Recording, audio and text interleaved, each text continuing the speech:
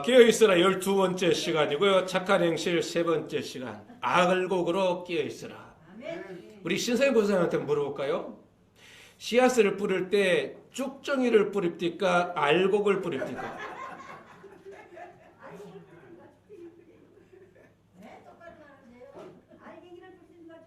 맞아요. 누가 알갱이를 뿌리지 쭉정이를 뿌리는 사람 어디 있겠어요? 여러분, 알곡과 쭉정이는 같을까요? 씨앗이 같을까요? 다를까요? 알곡과 쭉정이는 씨앗이 같을까? 다를까? 신세희 고사님 말씀을 받더라. 알갱이를 뿌리는데 쭉정이가 나오는 거예요. 뭔 소리 모르는가요? 알곡을 뿌리는데 알곡도 나오지만 가을철에 쭉정이도 나온다니까. 그러니까 알곡과 쭉정이는 씨앗이 같아요? 틀려요? 같지. 같단께로.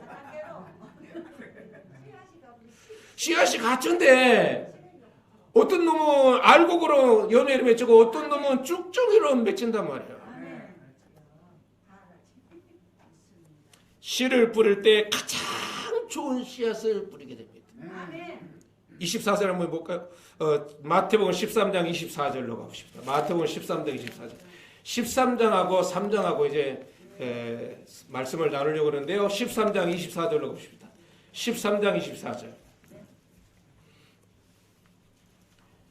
누가 쭉쭉이를 뿌리고 알곡을 거두려고 생각하는 그런 어리석은 농부가 어디 있겠습니까? 13장 24절 같이 읽겠습니다. 예수께서 그들 앞에 또 비유를 들어 이르시되 천국은 좋은 씨를 제 밭에 뿌린 사람과 같으니. 어느 농부가 씨앗을 뿌릴 때 쭉쭉이를 뿌리는 그런 농부가 어디 있습니까? 50년 전에요. 50년 60년 전에 보릿고개를 넘기면서도 겨울철에 실렁에다가 종자를 갖다가 올려놓거든요. 엄마 저거 찧어가지고 밥에 먹자. 내끼놈 내년 농사 씨앗인데 종자를 먹는 놈이 어딨냐? 아무리 배가 골아도 그 씨는 건드리지 않습니다. 그 씨가 쭉정일까 알고 있까? 어떤 멍청한 농부가 쭉정이를 놔뒀다가 쭉정이를 뿌리는 그런 농부 어디 있습니까? 가장 좋은 알곡을 뿌리는 거야. 그런데 가장 좋은 알곡을 뿌리는데 왜 쭉정이가 생기냐 말이에요. 쭉정이가 생기는 이유는 두 가지입니다. 첫 번째는 농부가 거름을 대충 뿌려가지고 거름을 먹는 놈은 알곡으로 자라고 거름을 안 먹는 놈은 쭉정이로 남는 거예요. 농부가 충성하지 않으니까. 두 번째는 바로 이 병충해 때문에 그렇습니다. 병충해 때문에 쭉정이 생기는 거예요. 오늘 본문에는 병충해를 뭐라고 하는지 아십니까? 13장 19절 보겠습니다. 왜 알곡을 뿌리는데 쭉정이가 나냐 말이죠. 왜? 13장 19절 볼까요? 13장 19절. 왜 알곡을 뿌리는데 쭉정이가 나오냐 말이죠. 19절 시작. 아무나 천국 말씀을 듣고 깨닫지 못할 때는 누가 악한 자가 와서 그 마음에 뿌려진 것을 빼앗나니 이는 곧 길가에 뿌려진 것이요. 아니 알곡을 뿌리는데 왜 쭉정이가 생기냐 말이에요. 왜 쭉정이 생기냐. 25절 28절 보겠습니다. 25절 28절. 분명히 가장 좋은 씨앗을 뿌리는데 왜 쭉정이가 생길까? 25절부터 28절 시작. 사람들이 잘 때에 그 원수가 와서 곡식 가운데 가라지를 덧뿌리고 갔더니 싹이 나고 결실할 때에 가라지도 보이거늘 집 주인의 종들이 와서 말하되 주여 밭에 좋은 씨를 뿌리지 아니했나이까? 그런데 가라지가 어디서 생겼나이까? 주인이 이르되 원수가 이렇게 하였구나. 종들이 말하되 그러면 우리가 가서 그놈을 뽑아버릴까요? 그래 주인은 그냥 놔두라고 그랬습니다. 25절에 사람들이 뭐 할 때? 잠포지로 잘 때. 사람들이 잠잘 때 누가 와서 원수가 와서 곡식 가운데 가라지를 덧뿌리는 거예요. 똑같이 알곡을 뿌리는데 어느 곡식은 알곡을 맺히는데 어떤 곡식은 쭉정이를 맺히는 거예요. 그건 뭐냐? 잠잘 때 악한 자가 와서 덧뿌리고 왔기 때문에 잠자지 않기를 축복합니다. 말세에는 잠과 싸워야 됩니다. 잠자는 것과 싸워야 됩니다. 잠자는 것. 목사님 나는 잠이 많아가지고 누우면 자는데 어떻게 하냐. 그런 잠 말고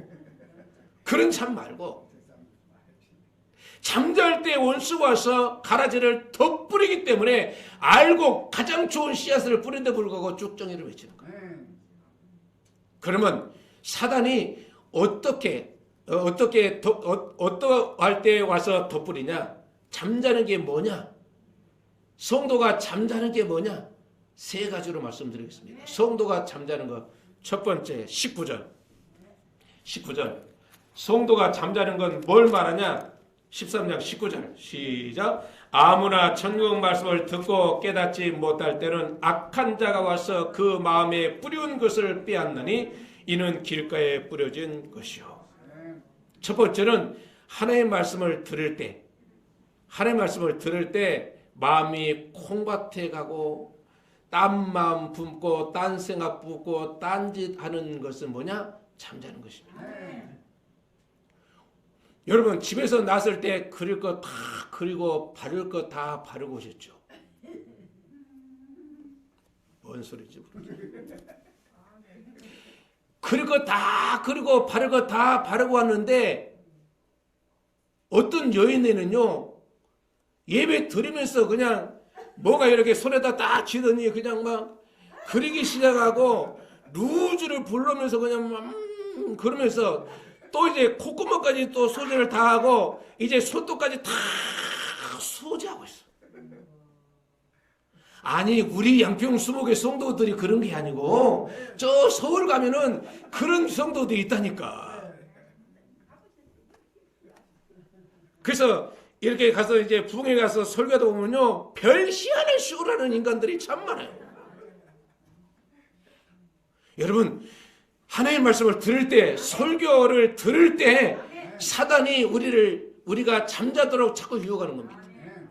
그리고 하나님의 말씀을 듣지 못하게 만들고 하나님의 말씀을 듣는데 정신을 팔리게 만듭니다. 마음을 콩밭에다 갖다 주고 딴 생각하고 딴 마음 품고 딴짓하면서 하나님의 말씀을 못 듣도록 사단이 유혹하는 겁니다. 그게 뭐냐? 잠자는 것입니다. 그래서 설교 시간에는 책도 보지 말고 그리지도 말고 바르지도 말고 홍성량 목사를 잡아먹을 듯이 쳐다보는 것이 설교 듣는 자세입니다. 그래야 잠자지 않는 거예요. 그래서 길가 같은 밭은 사단이 말씀을 들을 때 어떻게든 그 말씀을 뺏어가려고 씨앗을 뺏어가려고 생명을 뺏어가려고 딴 마음 딴 생각 딴짓하게 하고 마음을 콩밭에 가도록 자꾸 미가는 겁니다. 그래서 나를 퍼질러 자게 만드시고 악한 자가 뭘 뿌려? 덧뿌리가 가라지를 덧뿌린단 말이에요. 그래서 내 속에는 뭐만 있어? 가라지만 있는 거예요.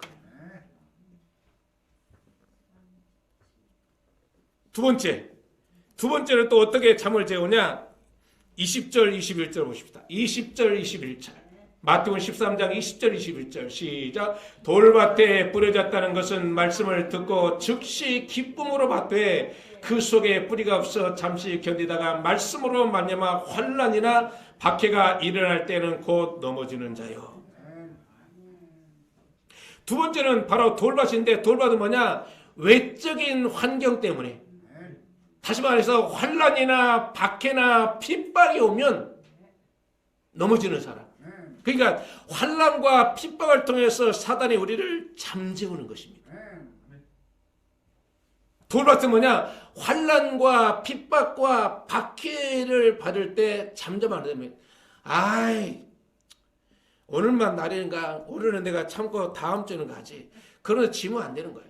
환난과 핍박과 박해를 받을 때 그때 잠잠은 안 되는 겁니다. 그럼에도 불구하고 넘어지면 안 되는 것입니다. 사단은 환경, 외적인 환경, 환난과 핍박과 박해를 받게 하면서 우리 영혼을 갖다가 내 영혼을 잠자게 만드는 거예요. 그리고 내 영혼에다가 가라지를 덧뿌리는 거예요. 왜? 하나님의 말씀이 내 안에 자라지 못하도록, 성장하지 못하도록. 이 시골에서 목회를 하면요, 연령층들이 고령층들입니다. 그러면 또 이제 이 할머니들은, 그래서 할아버지들은 틀리들 해가지고 그래도 말이 똑바로 하는데, 할머니들은 그냥 되는 대로 그냥 살자 그래가지고 이의가 없어. 그러면서 목사님 왜 안 데려가는겨? 빨리 가고 싶은데 하나님께서 때가 안 돼서 그런 거예요. 왜냐면 예수 믿고 구원받아서 예수님의 신부로 만들어야 되는데, 이제 기저귀도 떼지도 않고 우유도 떼지 않는데 데려가면은 예수님이 그 사람을 신부로 맞이하겠습니까? 그래서 못 데려가는 거예요. 그래서 안 데려가는 거예요. 아멘. 어느 미친놈이 기저귀 차고 있는 어린애를, 우유병 들고 다니는 애를 갖다가 신부로 맞이하는 그런 골빈 사람이 어딨냔 말이에요. 인간인 여러분도 그렇지 않은데 예수님이 지혜이요 총명이신 하나님 예수님이 어찌 우유병 들고 다니고 기저귀도 떼지 않는 그런 사람들을 신부로 맞이하겠냐 이거예요. 그냥 빨리 데려가려고 하지 마시고, 하나님 아직도 신부가 준비가 안 됐네요. 그래야지. 그래야 쓰겠습니까? 아니면은 나는 기저귀 달고 다니면서 얼른 가고 싶어 그래야 되겠습니까? 맞다고 그러잖아요. 핸드폰을 꼭 눌러서 꺼주시기 바랍니다. 하나님의 말씀을 못 듣게 만드는 거예요. 자꾸. 그다음에 세 번째. 첫 번째는 하나님의 말씀을 못 듣도록 딴 생각, 딴 마음, 딴짓 하게 해서 잠을 지운단 말이에요. 그러면 사단이 덧뿌리고 하는 거예요. 두 번째는 외적인 환경, 환난과 핍박과 박해를 통해 우리를 잠재우는 거예요. 그리고 잠을 잔다 그러면 거기다 막 가라지를 뿌리는 거예요. 세 번째는 22절. 마태복음 13장 22절 시작. 가시떨기에 부러졌다는 것은 말씀을 들으나 세상의 염려와 재물의 유혹에 말씀이 맡겨 결실하지 못하는 자요. 세 번째는 내적인 감정 때문에. 내적 감정, 어떤 감정? 세상의 염려와 재물의 유혹에 말씀이 맡겨서 결실을 못하게 하는 것입니다. 내적으로 갈등이 있어. 그놈 새끼가 그냥 말을 안 들어가지고 그냥 내 마음이, 내 속이 아니야. 오늘 주일날인데 교회 갈까 말까. 목사님 전화하니까 왜 안 오십니까? 그랬더니 목사님이요, 내 속이 아닙니다. 그놈 있잖아요. 그놈이 나한테 완전히 그냥 열을 갖다 밖에 만들어가지고 내가 가야 될지 말아야 될지 얼른 오시오.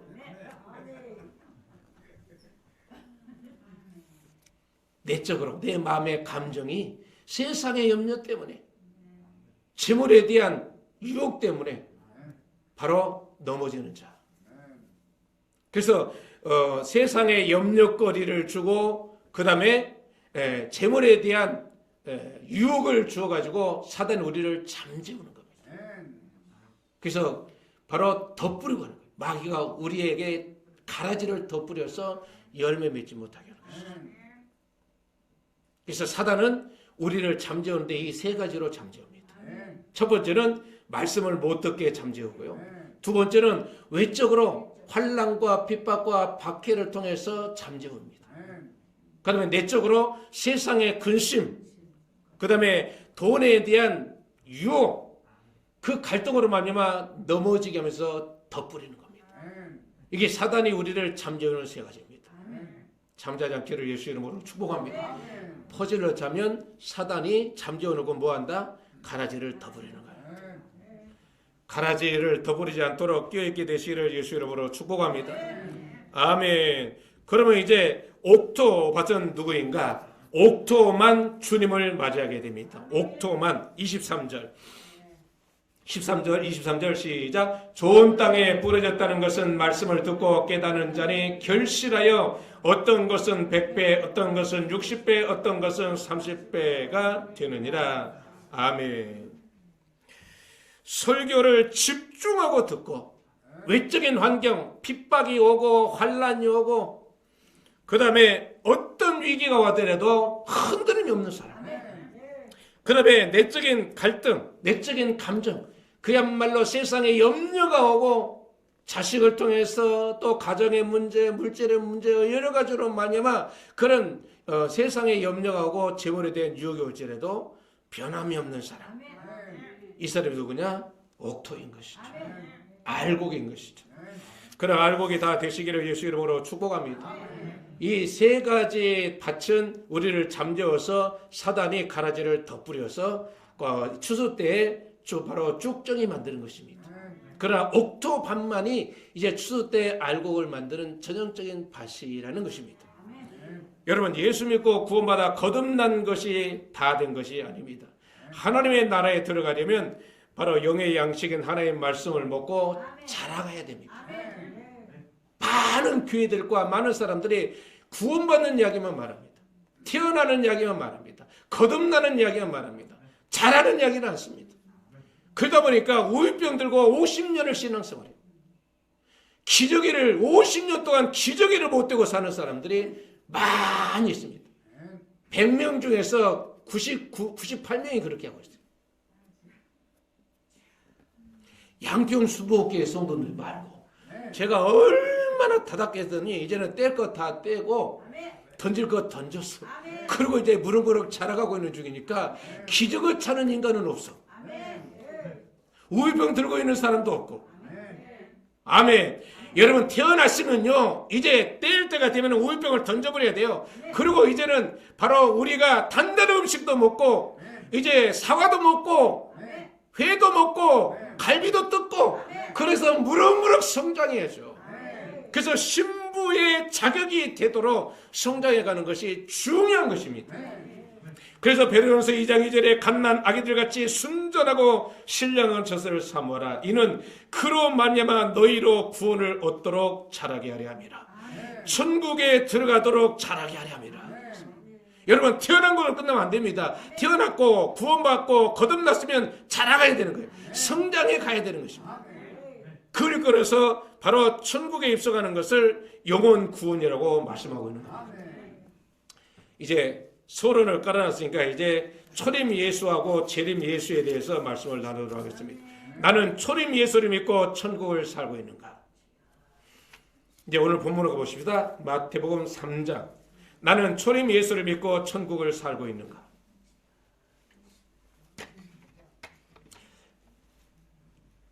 누가 예수 믿는 자여 천국을 사모하는 자인가?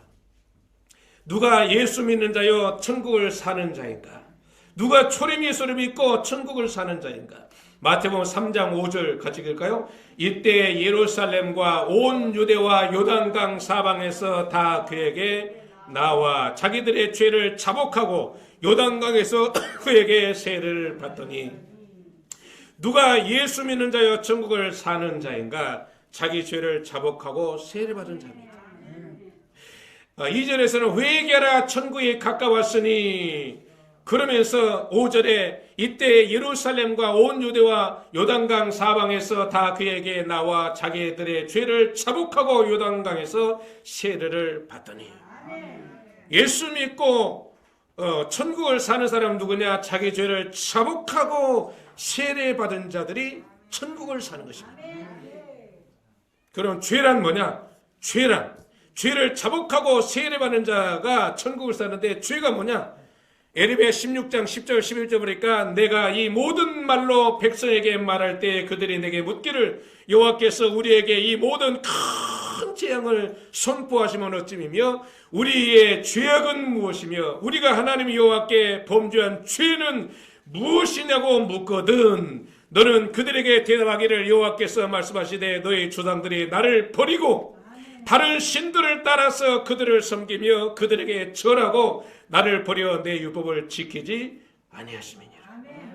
예레미야에게 왜 죄를 짓냐? 왜 너희들은 강팍하게 죄로 죄를 짓고 사냐? 그러면서 이야기할 때 백성들이 죄가 뭔데요? 라고 묻거든 이렇게 죄에 대해서 설명해 주거라. 그러면서 예레미야에게 말씀한 것입니다. 죄는 뭐냐? 바로 죄는 뭐냐? 죄란 첫 번째는 하나님을 버린 것이 죄입니다. 여러분, 이 세상에 태어난 사람 가운데 죄로 말미암아 지옥 갈 사람은 없습니다. 예수님께서 죄값을 다 해결해 놨기 때문에 몸짓고 피 흘려서 죄값을 청산하기 때문에 죄로 말미암아 지옥 가는 사람 없습니다. 그럼 뭘로 지옥 가느냐? 예수 안 믿어서 가는 겁니다. 불신 때문에 가는 거예요. 그러니 얼마나 내 인생이 불행하겠습니까? 내 죄는 다 해결해 놨는데 그 예수를 안 믿어 내 죄를 용서해주고 내 죄를 사해준 그 사실을 안 받아들임으로 말미암아 지옥 간다면 얼마나 인생이 억울합니까? 내 죄 때문에 간다면은 그래 나는 죄 때문에 그래요. 그러면서 마음의 유한이라고 하는데 이게 아니야. 내 죄로 말미암아 지옥 가는 게 아니라 예수를 안 믿는 것 때문에. 어떤 예수? 내 죄 때문에 죽으시고 내 죄 때문에 부활하신 예수를 안 믿음으로 말미암아 지옥 간다는 사실을 아는 순간에 바로 피가 거꾸로 돌죠. 그래서 죄는 뭐냐? 하나님을 버린 것이 죄입니다. 두 번째는 하나님 버린다는 건 뭐냐? 다른 신을 섬겨. 우한 질고가 오면요, 무당한 데 가가지고, 점치는 점쟁이 데 가가지고, 아따, 머리가 뻐거질 것 같아요. 왜 그런디야? 그런 복지를 좀 주면서, 어떻게 하면 좋겠어? 그러면요, 또 이 사람은요, 살살 유도를 해가지고, 그 사람의 속마음을 착 잡고, 이것 때문에 그렇구나. 자식 때문에 그렇지? 그러면서 복지를 더 달라고 그래요. 그런다고 해서 해결하는 게 아닙니다.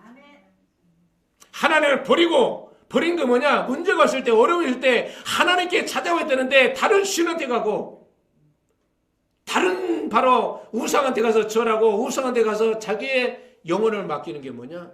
죄란 말이에요. 여러분, 귀신한테 가서 귀신 줄 사람은요 쫓아내겠습니까? 자기 편인데 말 같은 소리를 해야죠.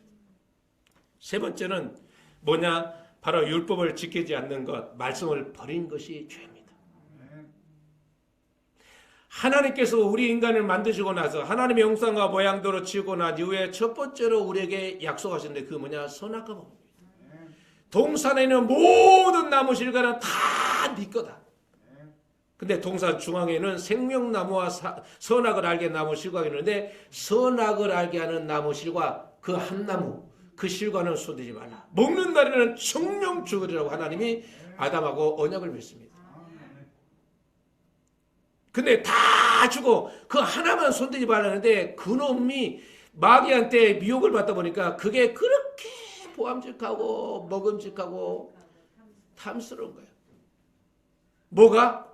사약나무가. 그거 따먹으면 죽는 나무가. 그 따먹으면 죽는 바로 사약나무를 사단의 미혹을 받다 보니까 보암직하게 보이는 거예요. 이게 비치는 겁니다. 그래서 잠자면 안 됩니다. 잠자면 사단이 가라지를 덧뿌려가지고 우리를 보암직하고 또 보암직하고 먹음직하고 탐스럽게 만들어서 사약을 쿨쿨쿨쿨 들이마시게 만드는 거예요.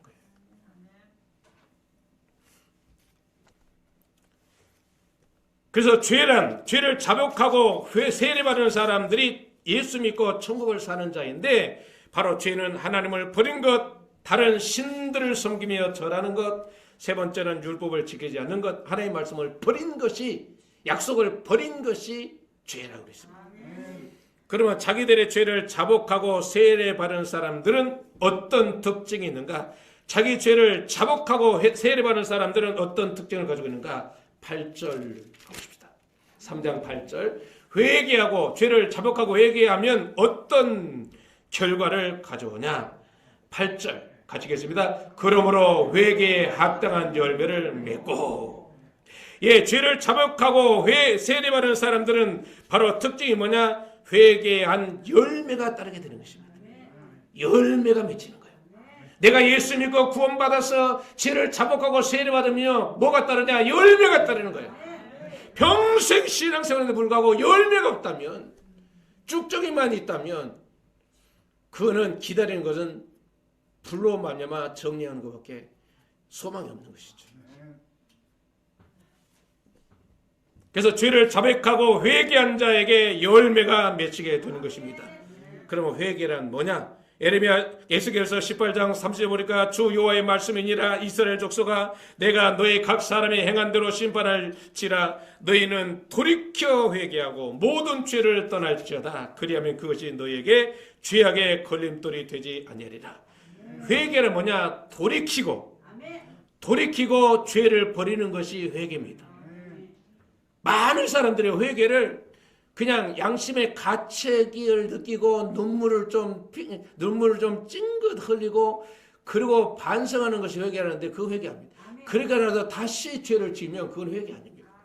그런 자들을 예수님께서 뭐라고 그러냐? 개돼지라고 그랬습니다. 자기가 토한 것을 또 먹고 또 마시는 게 누가 그러냐? 개돼지 외에는요 안 그렇습니다. 인간들이 여러분들은 토해낸 걸 갖다가 여러분 다시 그걸 갖다가 먹을 사람이 있습니까? 근데 왜 토해내고 죄를 자백하고 회개하고 토해내는데 왜 또 그걸 갖다가 들이마십니까? 내가 개 돼지라는 것입니다. 회개한 사람은, 죄를 자백하고 회개한 사람은, 돌아선 사람은 다시 그 자리로 가지 않습니다. 다시 토해낸 걸 갖다가 먹고 마시는 사람은 개와 돼지 같은 짐승입니다. 죄를 회개하고 세례를 받은 사람은 왜 열매를 맺게 되는 것입니다. 술망탱이가 변하여서 바로 선한 영향을 끼치면서 살게 되는 것입니다. 그렇게 부합한 사람이 바로 선한 사람으로 바뀌어지게 되는 것입니다. 사랑과 희락과 화평의 의미를 누리면서 살게 됩니다. 오래 참음과 자애와 양선을 누리면서 살게 됩니다. 충성과 온유와 뿐만 아니라 인내하면서 열매가 주렁주렁 맺히면서 살게 되는 것입니다. 회개하면 회개에 합당한 열매를 맺게 되는 것입니다. 회개하면 합당한 열매를 맺는 게 뭐냐? 하나님의 자녀된 표가 나타나게 되는 것입니다. 그래서 초림 예수를 믿는 것은 우리가 죄사함 받는 것, 구원받는 것, 거듭나는 게 뭐냐? 초림 예수가 와서 우리에게 주신 선물입니다. 내 죄가 사함받고 뿐만 아니라 내 죄가 바로 사함받고 하나님 자녀로 거듭나고 구원받아서 바로 이제 하나님의 자녀로 말미암아 천국을 살게 하는 출발점이 초림 예수가 주신 축복입니다. 두 번째는 이제 재림 예수를 믿음으로 말미암아 우리는 성장해 가야 되는 것입니다. 회개에 합당한 열매를 맺으며 바로 살아야 되는데 바로 그 사람들은 어떤 사람인가? 8절 9절 읽겠습니다. 8절 9절 시작. 그러므로 회개에 합당한 열매를 맺고 속으로 아브라함이 우리 조상이라고 생각하지 말라. 내가 너에게 이르노니 하나님이 능히 이 돌들로도 아브라함의 자손이 되게 하시리라. 여러분 여기서 아브라함의 자손이라고 자부심 갖지 말라는 거예요. 아브라함의 자손이라고 천국 티켓을 따놓은 것처럼 여기지 말라는 거예요. 이 소리는 뭐냐? 모태 신앙이라고 부모가 믿음 생활 잘한다고 아내가 믿음이 좋다고 나도 좋은 것처럼 착각하지 말라는 거예요. 내가 아브라함의 자손이라고 천국을 따놓은 것처럼 여기지 말라는 거예요. 신앙은 1대1의 관계인 것입니다. 엄마 믿음은 엄마 믿음이고 자식 믿음은 자식 믿음인 겁니다. 남편 믿음은 남편 믿음이고 아내 믿음은 아내 믿음인 거예요. 모태에서 태어날지라도 나는 천국을 바로 따는 단상이라고 생각하면 착각입니다. 바리새인과 서기관들에게 예수님이 지금 주는 거예요. 야야야야, 너희들이 아브라함의 자손이라고 속으로 아브라함의 자손이라고 말하지 말라. 아브라함의 자손이라고 천국에 간다고 생각하지 말라 라고 말하는 거예요. 하나님이 능히 이 돌들어도 아브라함의 자손이 되게 하시리라. 그래서 다시 오실 재림의 예수를 믿는 사람은 누구냐? 좋은 열매를 맺는 사람들입니다. 좋은 열매. 10절 볼까요? 10절 시작. 이미 도끼가 나무 뿌리에 놓였으니 좋은 열매를 맺지 아니하는 나무마다 찍혀 불에 던져오리라. 근데 어떤 나무는 안 찍힙니까? 좋은 열매. 나쁜 열매를 맺지는 바로 그 나무는 찍어서 불에 던져버리겠다고 그랬습니다. 다시 오실 예수를 믿음으로 사는 사람은 좋은 열매를 맺고 사는 사람. 여러분 삶 가운데 좋은 열매가 주렁주렁 맺히시기를 축복합니다. 내 말을 통해서 좋은 열매, 내 행동을 통해서 좋은 열매, 나의 삶을 통해서 좋은 열매, 나의 가정에서 좋은 열매, 나의 직장에서 좋은 열매, 나의 동네에서 좋은 열매를 맺히면서 사는 사람이 다시 오실 예수 그리스도를 맞이할 수 있는 신부의 자격입니다.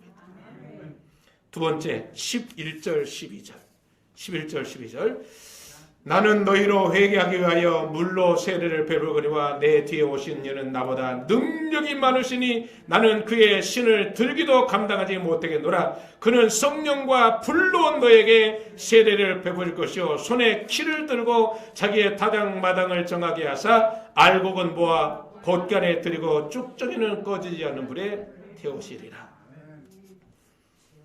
주도 때 키즈를 하면요, 키즈, 저는 시골에서 자라기 때문에 키즈를 잘합니다. 탈곡을 다 하고 나서는요, 마지막에 키에다 넣고 막 까버리면 쭉정이는 멀리 다 도망갑니다. 근데 알곡만 남게 되는데 그 알곡 가운데 뭐가 또 숨어 있는지 아십니까? 돌멩이 놈들이 또 숨겨 있어. 알곡이냐, 돌멩이 또 숨겨 있어. 그러면 다 곤란해. 그리고 막 까부르고 마지막에 이걸 잘 때려야 돼. 그래야 쭉정이가 탁 나가고 알곡만 착 들어오는 거야. 이거 잘못 당하면 알곡이 다 그냥 엎치는 거야. 주스대. 그냥 막 까부르면은 알곡은 알곡대로 들어오고 쭉정이는 쭉정이대로 막 날아가는 거야. 예수님은 성령과 불로 세례를 주시는 분입니다. 그러므로 성도들은 물세례 받는 것으로 만족하지 말고 성령과 불세례 받기를 사모해야 됩니다. 왜 물과 성령과 불세례를 주려고 할까요? 왜? 꼭 필요하기 때문에 그런 것이에요. 물세례는 죄를 회개하고 하나님의 자녀로 거듭나게 하는, 하나님의 자녀로 태어나게 하는 표지만, 바로 성령과 불세례는 하나님의 말씀을 가지고 성장해가는 능력이 뭐냐? 그게 성령입니다. 물세례는 거듭나게 하는 표라면요, 성령 세례는 하나님의 자녀로 성장해가는 파워가 성령 세례입니다.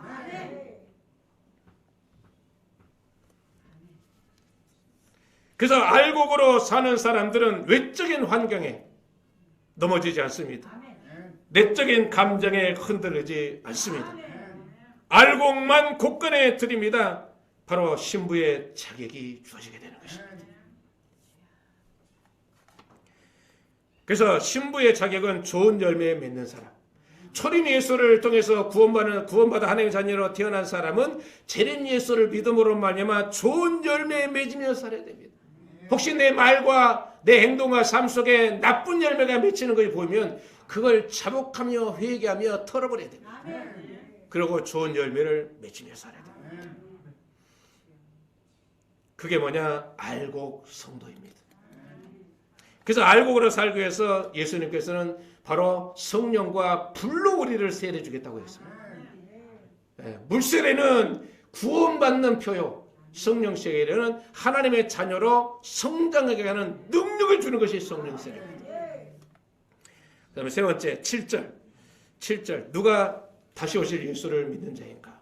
7절 같이 읽겠습니다. 요한이 많은 바리새인과 사두개인이 세례 베푸는데 오는 것을 보고 이르되 독사의 자식들아, 누가 너희를 가르쳐 임박한 진노를 피하라 하더냐. 바리새인과 서기관들이 아브라함의 자손이라고 폼잡고 의기양양히 오는 걸 보면서 독사의 자식들아, 누가 너희에게 임박한 진노를 피하라 하더냐. 임박한 진노는 누가 피하냐? 임박한 진노는 누가 피하냐 이거죠. 여기서 임박한 진노를 피한다는 뭐냐? 신랑 대신 예수님을 공중에서 맞아요 7년 혼인잔치에 신부로 올라갈 자를 이끌어서 임박한 바로 진노를 말하는 겁니다. 임박한 진노는 이 땅에 남긴 사람이 받는 것이고, 또 임박한 진노를 피하는 사람은 누구냐? 신랑 대신 예수를 공중으로 휴거되어서 공중으로 올라가서 7년 동안 혼인잔치하고 있는 사람들은 임박한 진노를 피하는 겁니다. 그런데 바리새인과 서기관들이 와가지고 자기들이 아브라함의 자손이니까 자기도 임박한 진노를 피할 줄 알고 의기양양에 오는 그들에게 세례요한이 외치기를 독수의 자식들아, 누가 너에게 임박한 진노를 갖다 피하라든지. 바리새인과 서기관들의 특징이 뭐냐? 열매가 없었다는 것이죠. 열매가 없었다는 건 뭡니까? 쭉정이 들였다는 것입니다. 한번 물어봅시다. 추울 때 알곡은 다 논밭에다가 버리고 쭉정이만 모아가지고 곳간에다가 들이죠. 인간인, 문외한인 인간도 그럴진데 하나님의 쭉정이를 데려가겠습니까? 하나님의 쭉정이를 데려가겠습니까? 지금 우리가 살고 있는 시대는요, 엔타임입니다. 마지막 시간을 살고 있는 거예요. 마지막 시간. 지금 예수님께서 우리를 데리러 오는 것을 마라톤으로 비유한다면 42.195km가 마라톤 풀코스인데 지금 200m만 지나면은 바로 꼬린 지점입니다. 200m가 아니라 20m. 지금 20m가 남는. 지금 꼬린 지점이 20m 남겨놓은 그런 위치 지금 살고 있는 거예요. 그래서 나의 말이, 나의 행동이, 나의 삶에 좋은 열매가 맺히지 않고 있다면은 그 원인이 어디 있는가 알고 살펴서 그걸 뿌리채 뽑아내야 됩니다. 그래서 알곡으로 존재하고 있어야 신랑 되신 예수님께서 오메 내 신부가 여기 있었구나, 올라왔나, 그래서 손을 내밀어 줄 때 그 손을 붙잡고 올라가시기를 축복합니다.